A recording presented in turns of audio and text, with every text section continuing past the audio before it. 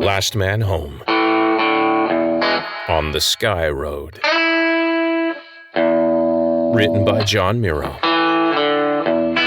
Part 5.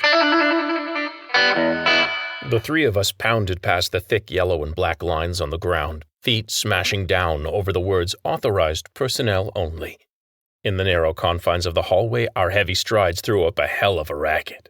We didn't care about subtle or permission or anything but finding our friend. I scanned illuminated names above doors as we ran past. The first few doors were customer service related, then laundry, and finally we got into crew territory. A skinny woman stuck her head out of a door labeled Cafeteria 2. She saw us coming, shrieked, and disappeared back inside. I didn't blame her. I've been told what my battlefield smile looks like. 306 meters away from the nose of the ship, the alarm cut out.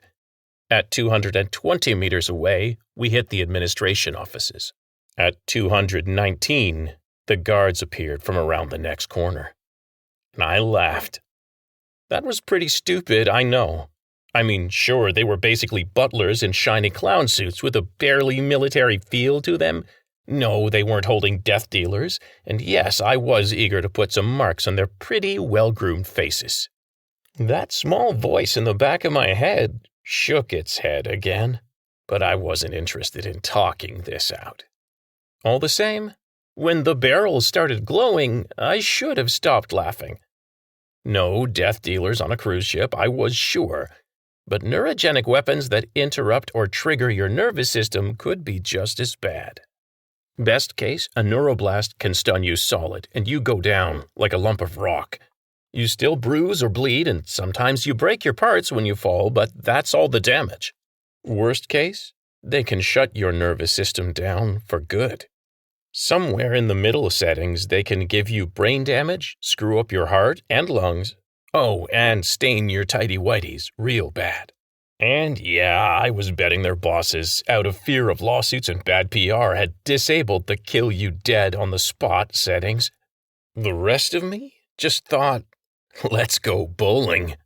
When the middle butler guard opened his mouth to give the order to fire, I leaped into the air and turned my body.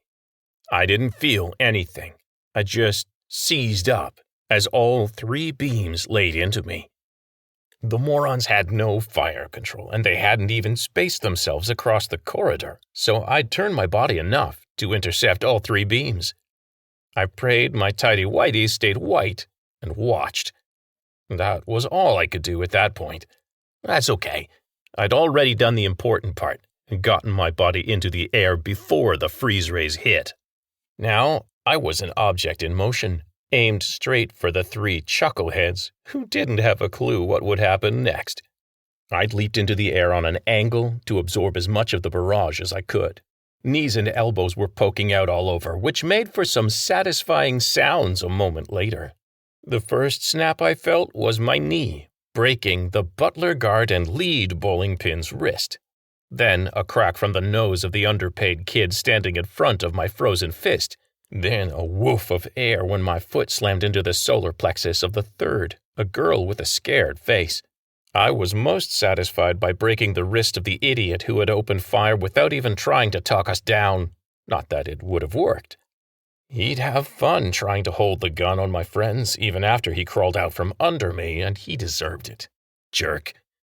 A broken nose meant the other guard was likely blinded and in pain, which could take even a real soldier out of the fight for the few seconds it would take for Teddy and Grist to get their licks in.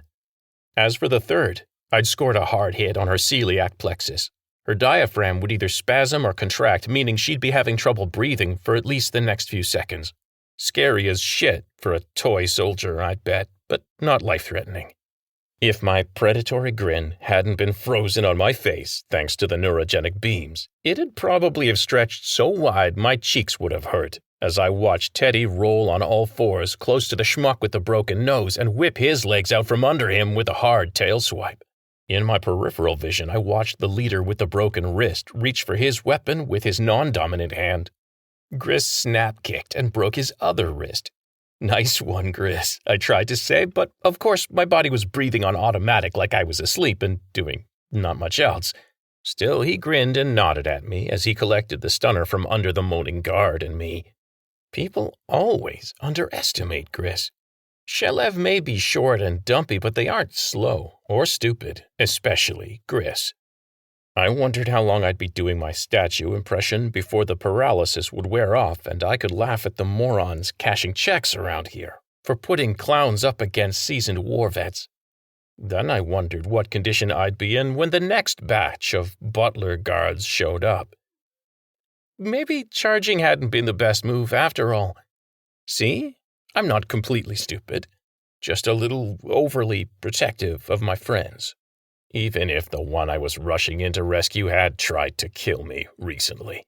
As heavy boot strikes and shouts hammered down the corridor, I wondered if Drew's little glitch in the woods and subsequent firefight had anything to do with getting himself stunned at a card table on a luxury cruise ship. Shit, I thought we had that covered already. Then I cursed myself, realizing we hadn't gotten in touch with Tom before starting a fight. Who the hell would watch out for Tom if we all ended up in the brig? I was pretty sure Gris's money could get us out of a minor assault charge, but had we just left our new friend, who was pretty damned innocent and inexperienced, all alone?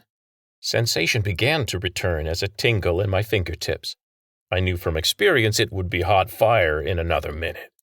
And I knew I deserved it. Ahead in my field of view, Teddy and Gris backed up against each other and knelt, each veteran skillfully aiming their stunners in opposite directions, ready for round 2. As my eyeballs unthawed in my head, I looked around, wondering where the third stunner had gone, and I hoped I'd be able to lift it and help protect my friends before reinforcements arrived. And I really hoped that my tighty-whities were still white. Last Man Home. On the Sky Road. Written and recorded by John Miro. Stay tuned.